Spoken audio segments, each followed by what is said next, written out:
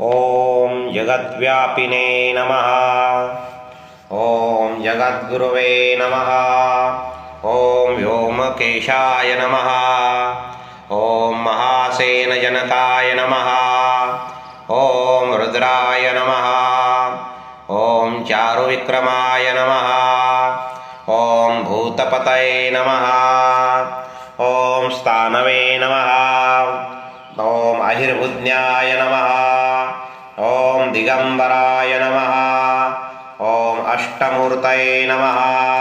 ॐ अनेकात्मने नमः। ॐ सात्विकाय नमः। ॐ शुद्धविग्रहाय नमः। ॐ शाश्वताय नमः। ॐ खण्डपरशवे नमः। ॐ अजाय नमः। ॐ पाशविमोचनाय नमः। ॐ मृडाय नमः। ॐ पशुपतये नमः। ॐ देवाय नमः।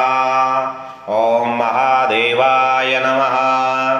ॐ अव्ययाय नमः। ॐ हरये नमः।